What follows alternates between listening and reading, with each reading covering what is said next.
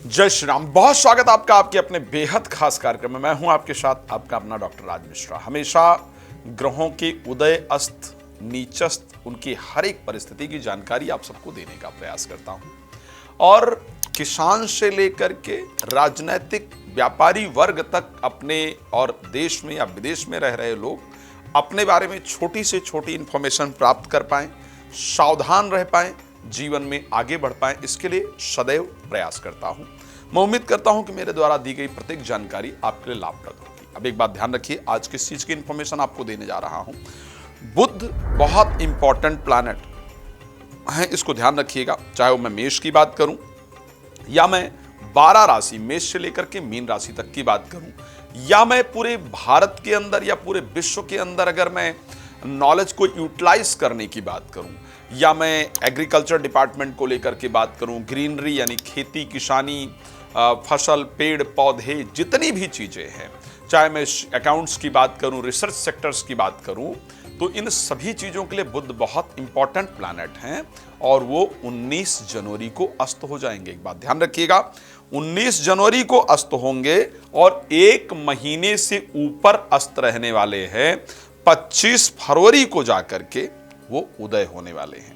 तो आखिर उनके अस्त रहने का जो इंपैक्ट है आपके जीवन पर आखिर क्या पड़ेगा, उसका प्रभाव आपके जीवन पर क्या पड़ेगा, क्या सावधानी आपको रखनी चाहिए, इस पर मेरा विचार है कि सबसे पहले आपको जानकारी दूं। एक जानकारी देना चाहता हूं, यदि आप श्री राम कथा, श्रीमद् भागवत कथा, श्री शिव महापुराण की कथा चाहते हैं करवाना और आप चाहते हैं कि वो कथा मेरे द्वारा हो, धर्म का एक अच्छा लाभ प्राप्त हो पाए आपको, तो आप उसके लिए मुझसे संपर्क कर सकते हैं, जरूर करा सकते हैं। रात को 9 बजे, दोपहर को 12 बजे लाइव आता हूं, जो कि फ्री ऑफ कॉस्ट होता है। आप उस पर मेरे साथ कनेक्ट हो सकते हैं। बाकी समय बात करने के लिए कॉल अपॉइंटमेंट लेकर के डिटेल में मेरे साथ चर्चा कर सकते हैं। चलिए, बुध का अस्त होने से किन किन चीजों पर प्रभाव पड़ेगा ताकि हम उसमें सावधान रहें। लाइक, यदि आप कोई खेती बोना चाहते हैं, पेड़ पौधा इत्यादि लगाना चाहते हैं, आप गार्डन इत्यादि बनाना चाहते हैं या किसी रिसर्च की तरफ आप आगे बढ़ना चाहते हैं, तो इन सभी चीजों पर बुध के अस्त होने से निश्चित रूप से एक बड़ा प्रभाव पड़ेगा। ये मैं इन जनरल बता रहा हूं। इन चीजों के कारक बुध हैं। जितना ग्रीनरी यानी हरी चीजों से संबंधित जितनी भी व्यवस्थाएं हैं, उन सभी के कारक बुध हैं। तो उनके अस्त हो जाने पर इन चीजों से रिलेटेड जो एक पॉजिटिव इंपैक्ट मिलना चाहिए वो आपकी लाइफ पर नहीं पड़ेगा। सो ऐसे कंडीशन में जब बुध अस्त होंगे 19 जनवरी से लेकर के 25 फरवरी तक रहेंगे, इस बीच में कुछ भी कोशिश करना चाहिए। खेती इत्यादि जरूरी ना हो तो नहीं बोना चाहिए। गन्ना इत्यादि या धान इत्यादि या गेहूं इत्यादि जो भी अनाज है उसको ना बेचा जाए तो ज़्यादा बेहतर है। इस टाइम पर उसके अच्छे रेट आपको नहीं प्राप्त हो पाते हैं। इन सब चीज़ों पर विशेष रूप से ध्यान रखना चाहिए। किसानों को बुध के उदय और अस्त होने का या जिनका भी कार्य रिलेटेड टू कृषि है उनको विशेष ध्यान रखने की आवश्यकता होती है। साथ में जो लोग फाइनेंस डिपार्टमेंट में काम करते हैं, फाइनेंस का काम करते हैं, जो लोग रिसर्च का काम करते हैं, व्यापारी वर्ग को भी बुध के उदय या अस्त को लेकर के विशेष ध्यान देना चाहिए। अब बात कर लेते हैं कि यानी आपके पर्सनल जीवन पर किसके लिए बुध का प्रभाव किस प्रकार पड़ने वाला है। सबसे पहले बात कर लेते हैं मेष राशि को लेकर के, जहां पर तीसरा और छठा भाव बुध का रहने वाला है। अस्त होंगे 19 जनवरी को, 25 फरवरी तक अस्त रहेंगे। एक महीने करीब 6 दिन का समय है जब वो अस्त रहेंगे। यहां पर एक तो आपका जो आत्मविश्वास है उसमें आपको प्रभाव देखने को मिलेगा। आत्मविश्वास कम होगा, बिना विचारे काम करने से आपको बचने की आवश्यकता होगी। भाई बहनों को लेकर के विशेष ध्यान रखने की आवश्यकता है। उनके डिस्ट्रैक्शन या उनसे संबंध खराब, इस प्रकार की परिस्थिति रहेगी। शत्रु, हाँ, एक पॉजिटिव पॉइंट आपके लिए होगा कि शत्रु जो है वो निर्बल हो जाएंगे। उनकी जो प्रबलता है या परेशान कर रहे थे वो निर्बल हो जाएंगे, लेकिन आपका भी कॉन्फिडेंस लेवल डाउन रहेगा। काली मिर्च रोज जरूर खाएंगे तो आपके लिए बुध का नकारात्मक इंपैक्ट नहीं पड़ेगा। अब अगर हम वृष राशि को लेकर के आते हैं, वृष राशि में फाइनेंस बुध के पास है और पंचम भाव बुध के पास है। ध्यान रखिए, ये बहुत इंपॉर्टेंट हाउस है वृष राशि के लिए जो उनके पास है। 19 जनवरी से 25 फरवरी तक अस्त रहेंगे। इट मीन्स कि पैसा इन्वेस्ट इस टाइम पर आपको बिल्कुल नहीं करना है। शब्दों को सोच समझ करके बोलना है, पारिवारिक चीजों का ध्यान रखना है। एजुकेशन पर जितना पहले मेहनत कर रहे थे उससे अधिक आपको मेहनत करना है। बच्चों से बात इत्यादि करते हुए ज्यादा प्रेम भाव दिखाना है और अच्छी तरीके से बात करना है। बच्चों पर पूरा ध्यान भी रखना है। इस टाइम पर प्यार के लिए कोई भी इजहार इत्यादि यानी प्रपोजल इत्यादि करना फायदेमंद नहीं होगा। अगर प्रेम इत्यादि चल रहा है उस पर सावधानी रखने की आवश्यकता होगी। गर्भवती महिलाएं विशेष ध्यान रखेंगी। मिथुन की जब बात करते हैं तो क्योंकि खुद की राशि के स्वामी हैं, 4th हाउस के स्वामी हैं, इस टाइम पर प्रॉपर्टी इत्यादि से रिलेटेड कोई डीलिंग इत्यादि करने पर विशेष सावधानी रखना होगा। अपने हेल्थ का विशेष ध्यान रखना होगा। कोई भी इंपॉर्टेंट डिसीजन लेते हैं तो भगवान गणेश जी की आराधना इत्यादि करके तब उस डिसीजन को लिया जाए तो फायदेमंद होगा। वाहन इत्यादि या प्रॉपर्टी इत्यादि खरीदना या बेचना बेहतर नहीं होगा। इस टाइम पर दिल की बात अगर किसी से आप कहेंगे या कहेंगी तो ऐसे परिस्थिति में वो शायद आपकी बातों को सीरियसली ना ले, ये कंडीशन दिखती है। गायत्री मंत्र का जप करने से फायदेमंद रहेगा। कर्क राशि की जब बात करते हैं, द्वादश भाव और तीसरे भाव के स्वामी होते हैं, यानी पराक्रम उनके पास है, विदेश यात्रा और कोर्ट कचहरी और नींद इत्यादि उनके पास है। एक तो नींद प्रॉपर लेने का प्रयास करना होगा, अपने आप नहीं आएगी। विदेश से संबंधित कोई भी प्रयास करना है, कोई अप्लाई इत्यादि यदि करना है, इस समय को अवॉइड करना चाहिए। अगर संभव ना हो, अगर अवॉइड किया जा सकता है तो अगर कोई फॉरेन ट्रैवल वगैरह है तो उसको हमें रोकना चाहिए, फायदेमंद नहीं होता है।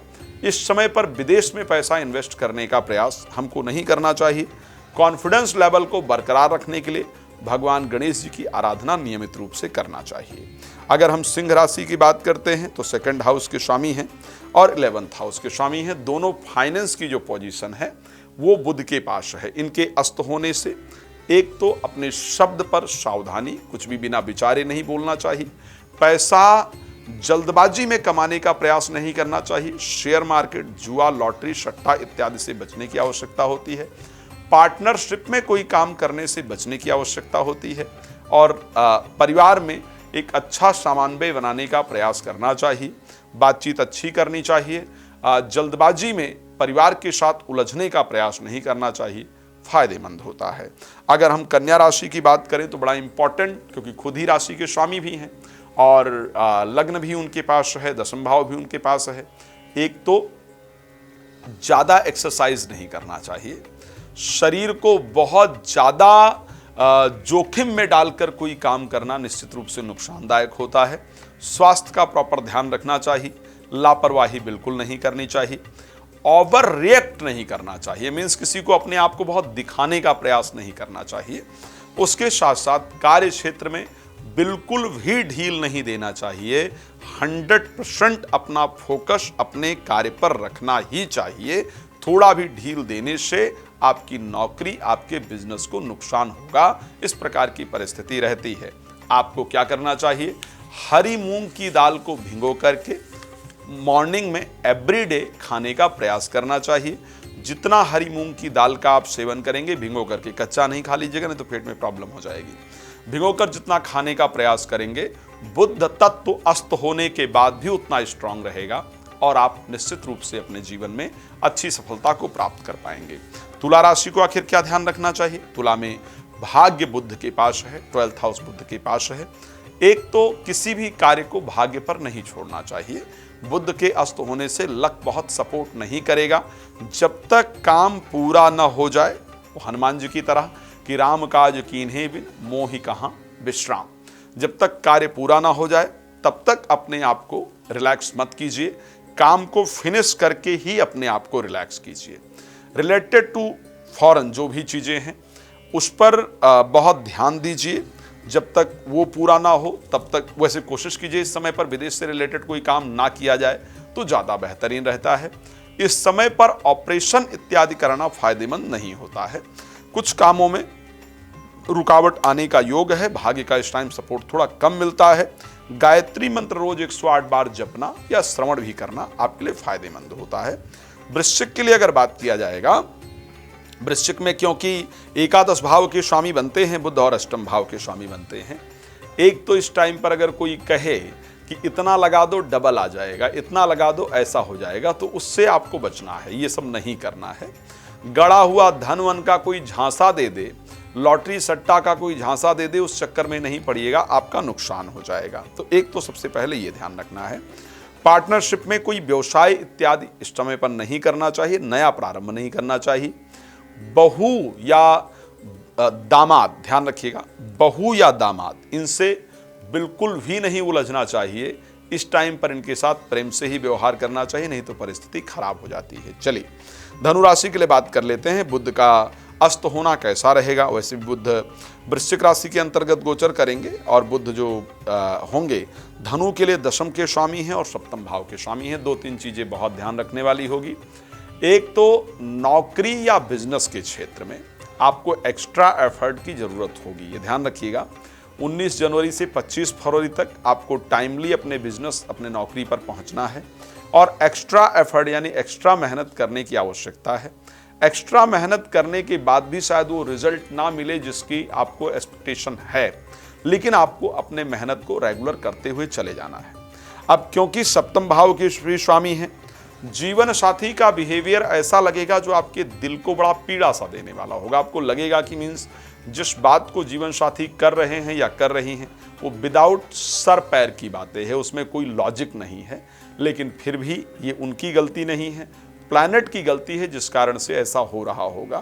तो सुन लेने की आवश्यकता है, आवेश में आकर के अग्रेसिव होकर के रिप्लाई करने की या जवाब देने की आवश्यकता नहीं है, बल्कि बड़े तसल्ली से सुनिए और फिर उसका जवाब देने का प्रयास कीजिए। प्रेम से जवाब दीजिए तो फायदेमंद होगा।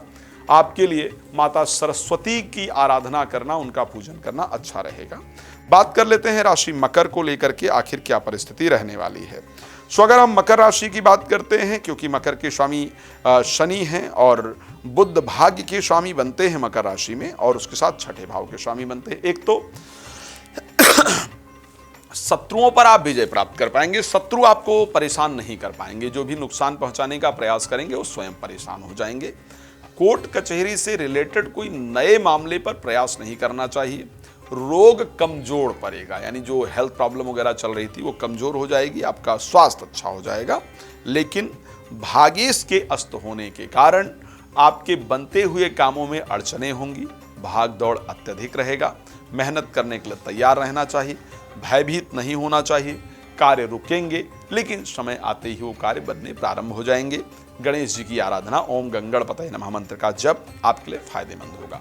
कुंभ राशि मेरी सबसे पसंदीदा राशि है, लेकिन बुध अस्त होने जा रहे हैं जो कि बौद्धिक क्षमता के कारक हैं और मैं हमेशा कहता हूं कि इस राशि पर मैं अत्यधिक रिसर्च करता हूं क्योंकि आप लोग मेरे लिए अपने, मेरे पारिवारिक लोग हैं।